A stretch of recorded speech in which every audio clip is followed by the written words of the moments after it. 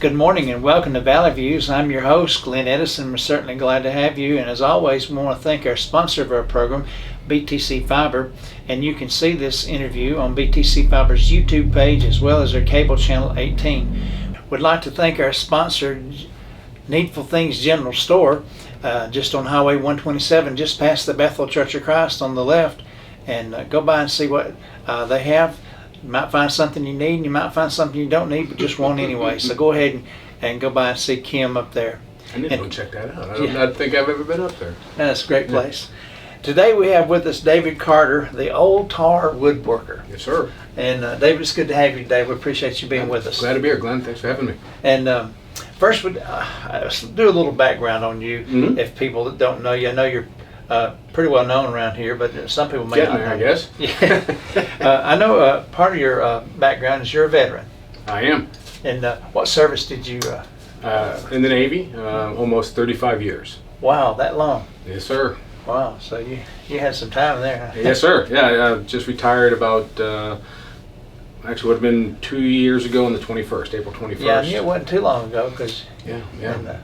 Well, I started my terminal leave in December of 2020, and then we moved here January 1st, and I was basically still on terminal leave when we moved into town, and officially retired as of April 1st, 2021. Well, thank you for your service. Oh, my pleasure.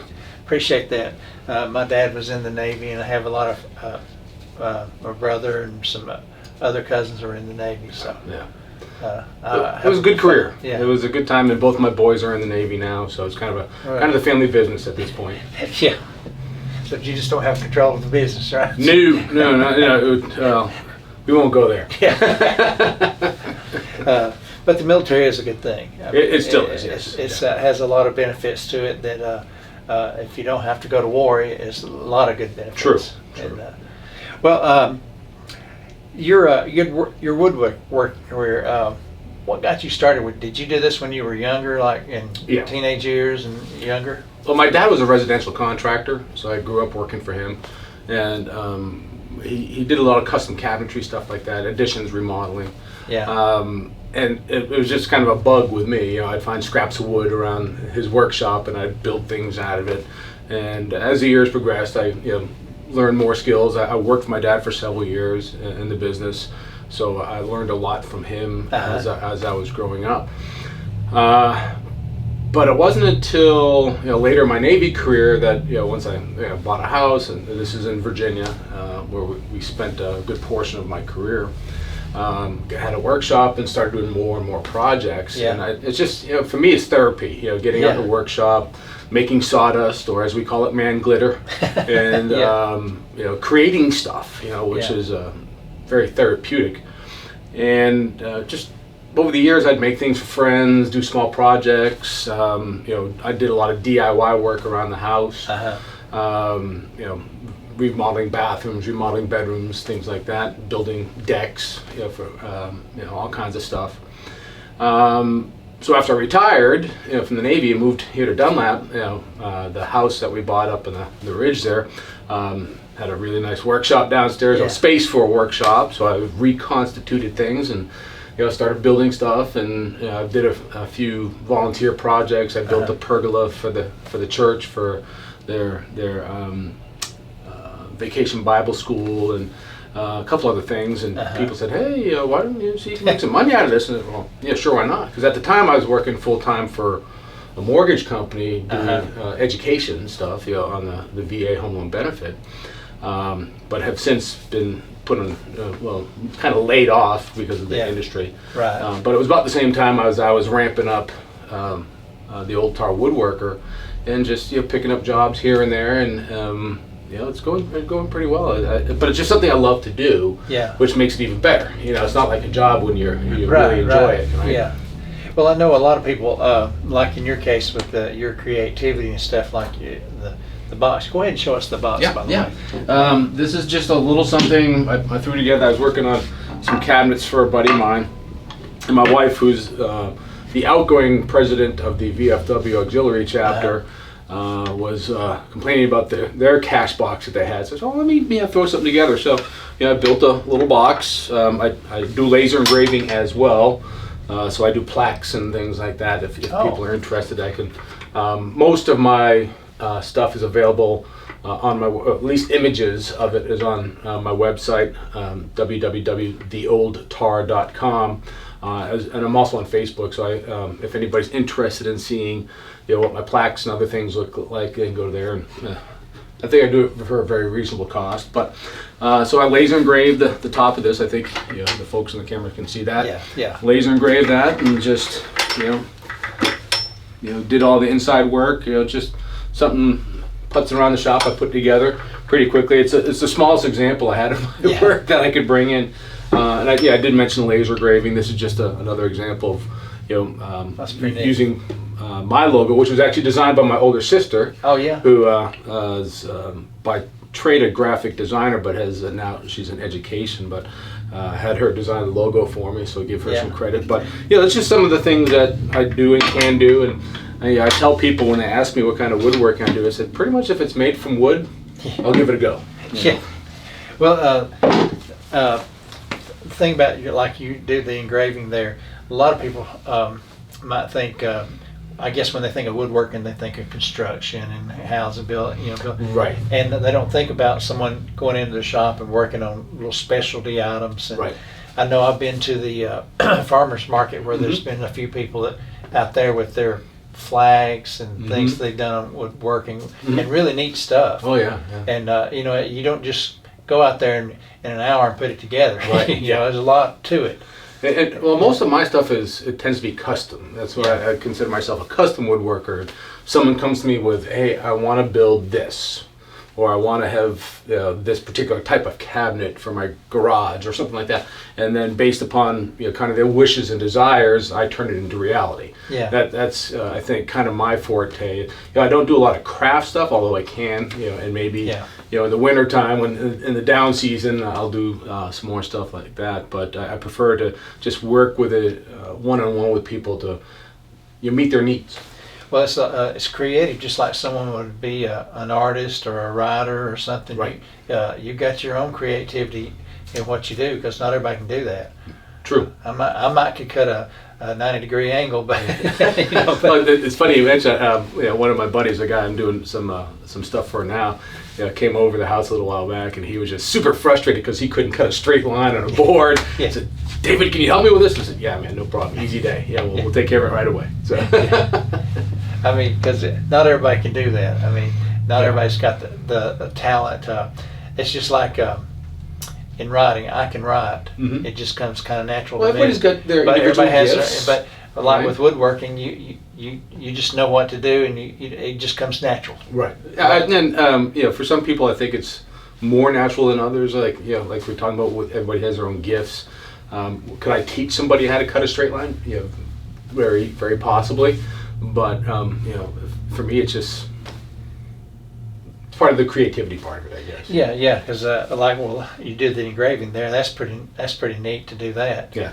Well, that's actually fairly easy because I have a laser engraver. Yeah. But it does take some creativity on the computer to lay out the design and get the graphics and get the right font and things like that, and then making sure it's centered right on the palette of the engraver. It's fun to do, though. Yeah, you have to get all that right. So there is that part of it. And Yeah. I think it's where kind of my background in the military and having that eye for having the right things in the right place at the right time comes in handy for what I do, because it's very much about accuracy and making sure things look symmetric and how they're laid out. Yeah. So it kind of just plays into that. You weren't a CB, were you? No. Although at one point in my career I thought about it, because I do have a lot of respect for the CBs. They're great people, and I got to work closely with many of them throughout my career. But strangely enough, I worked in electronics for the first part of my career, and the second half to a third of my career was all just leadership. Uh-huh. Well, like the CBs or the engineers in the Army. My dad actually was in both. He was in the Army during the Korean War, was an engineer, and then CB in the Navy in Vietnam and stuff.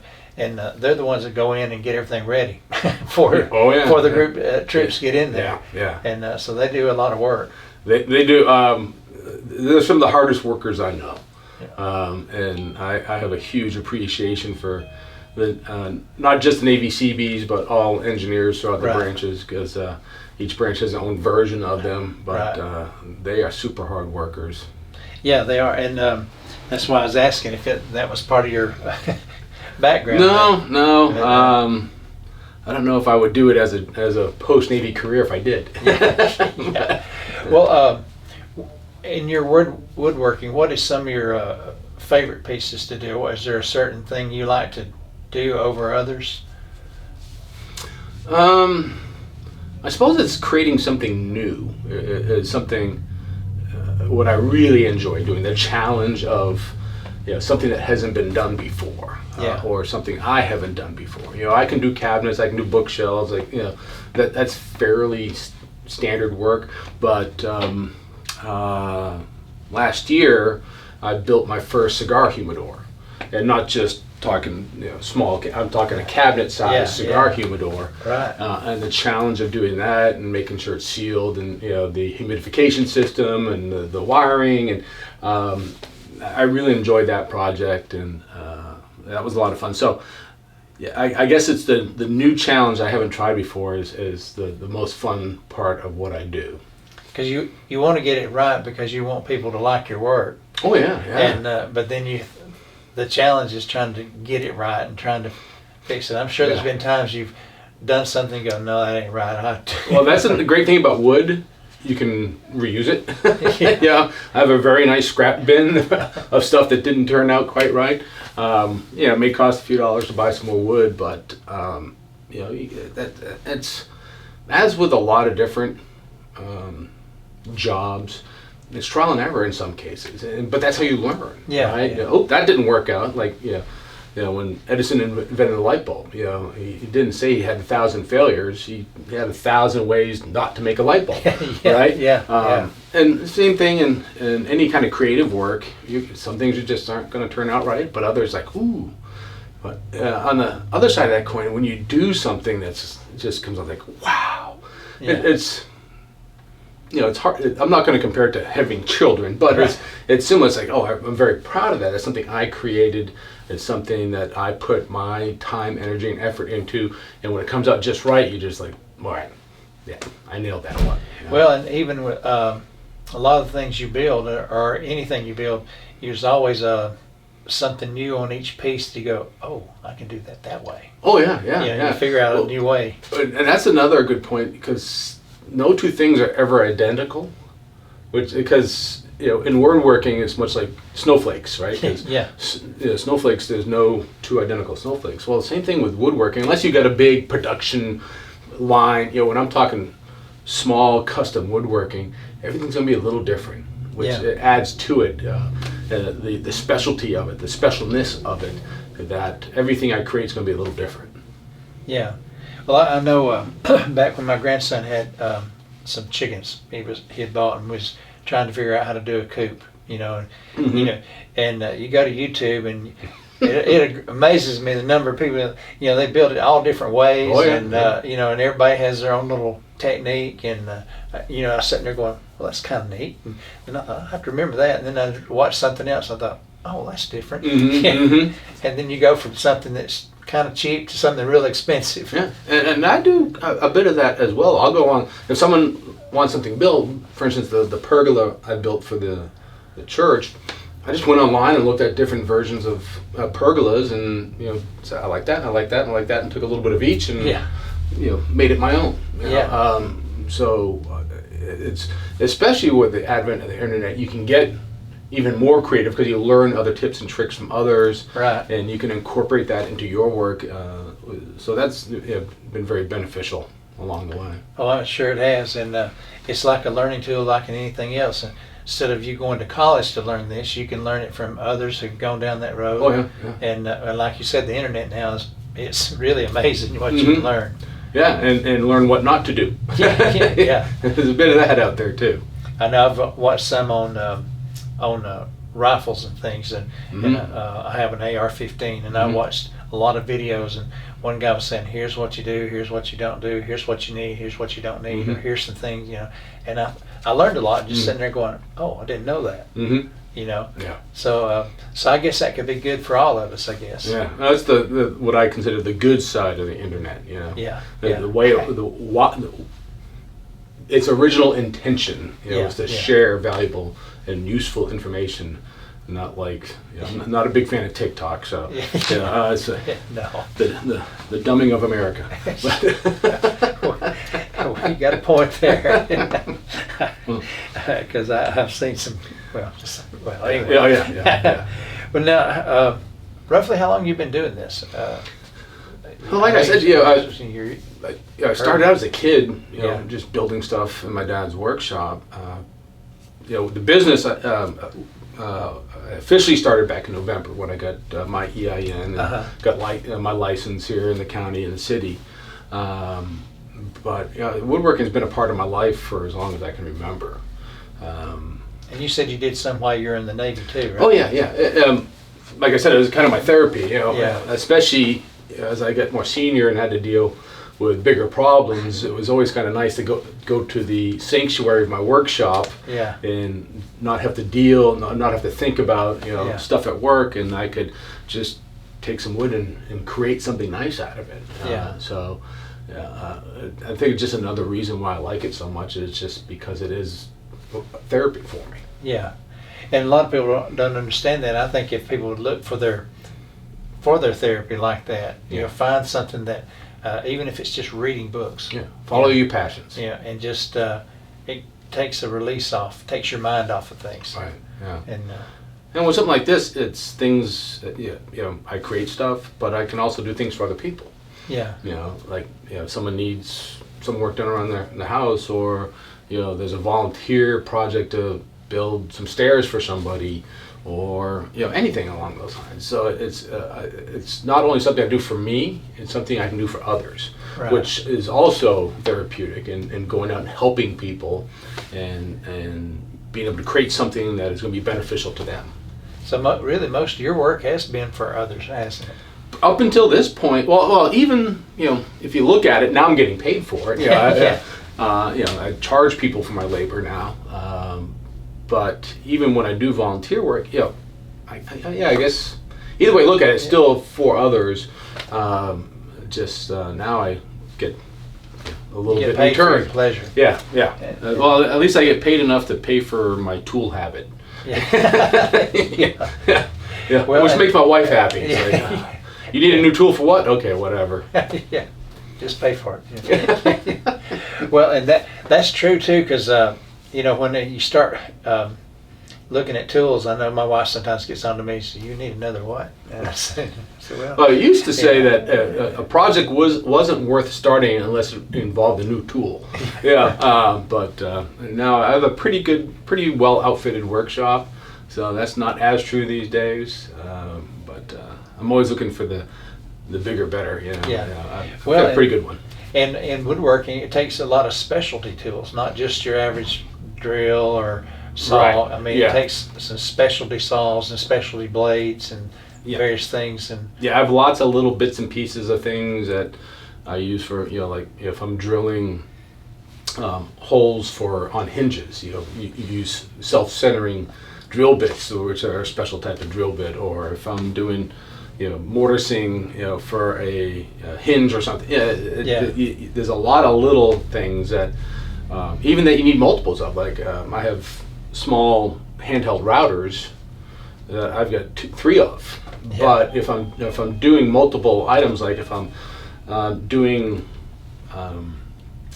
basically kind of dado cuts to inlay rails for shelving, I'll have one set up for that, but I'll have another one to do the cuts for fit the pieces together. So it's just depends. A lot to it. Oh yeah. And that's pretty neat. And would you encourage the young men today go into, like in your case, the wood or all the specialty areas like absolutely. electrical and plumbing and all that? I know this could be the subject of a whole nother discussion, but me personally, I'm not a big fan of college, although I do have a degree. I went to earn my degree while I was in the military, because it was there for the Yeah. taking, because the military paid for it, but also it was looked upon favorably for advancement. Right. But I just see nowadays too many people going to college for the wrong reasons. College should be an ends to a means. You're going to be a lawyer, a doctor, teacher, engineer, something like that. You don't go to college for the college experience. Right. And that's how people get in debt. And we have a big problem with that nowadays. And they spend a lot of money to earn a degree that gets them very little. When you could be learning a trade, and as an apprentice making a decent living. Yes. And by the time that person who went to college graduates, you're already a journeyman, right, with no debt, and probably making $70,000, $80,000, $90,000 a year. Yes. Doing that trade. And possibly doing something you really enjoy doing as well. You're outside, you're meeting people, you're doing good things. So I very much encourage people to look into the trades, especially if your intent is not to be that doctor, lawyer, professional that requires a college degree. There's so many good jobs available in the trades, and I'm sure you've talked to some of the businessmen around here. Like, we're just looking for good people who work hard and show up on time, and, which is another benefit of serving the military.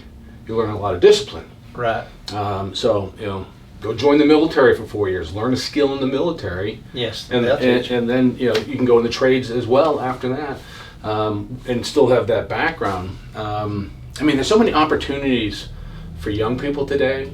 Yes. That it just seems kind of sad that they're not taken advantage of. Right, and like you said, they fuss about. They don't want to work for $10 an hour. They want $18, $20 an hour. Well, in trades, you can get paid that just to train. Yeah. Oh, yeah. But you're going to have to work hard. Yeah. Right. And you're going to have your expectations set right, that you're not going to be in charge of anything right off the bat. Right. You've got to be have that apprentice period where you're being watched over and making sure that you're learning correctly. So as you move up, you're going to be able to trade those coming behind you. So there's another thing I'm a big fan of is humility. Right? We all have to have that a sense of humility in that we're not above our own station, we're not above our own position, and that if you're going into something new, you better take the mindset of you're the new guy or girl, and that you need to just sit back and listen and take things on board and then move forward, and not have that sense of entitlement that I deserve better. So, no, you don't. You got a job, you're getting a paycheck. That's all you deserve. You more than anything, your employer deserves for you to show up on time, to listen, to learn, that kind of stuff. So I'd like to see more young people go into trades. Not to mention that they're just starving for help these days. Yes, they are. And how do people get in touch with you if they want something done or something you do? How do they do that? I do have the website I mentioned earlier, theoldtar.com. Also, email address is theoldtar@theoldtar.com. And my phone number is 423-815-9320. 423-815-9320. And always looking to help people out and see what I can do to bring their woodworking dreams to reality.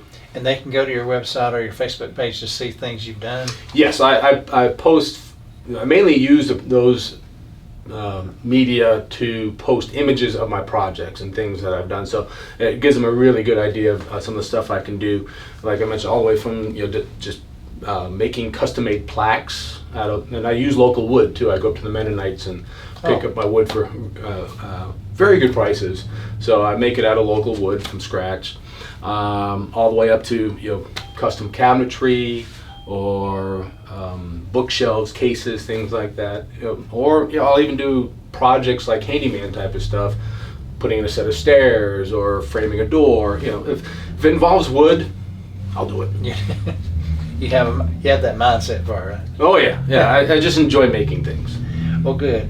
Was there anything we've left out that we need to bring up that? Oh, I think we covered a lot of bases. But no, I appreciate the opportunity, Glenn. I know we've been trying to get this done for a while. But I just appreciate the opportunity to come, tell people a little bit about myself and what the Old Tar does and what we can do to help folks within Sequatchie Valley and beyond. Okay, great. Hey, David, I appreciate you being with us. Hey, thanks, Glenn. Appreciate it. And again, you can see this program on BTC Fiber's YouTube page as well as BTC Fiber's cable channel 18. And don't forget to go to Needful Things General Store and find all the things up there with Kim Barkley. I'm sure she'll appreciate it. So until next time, have a great day.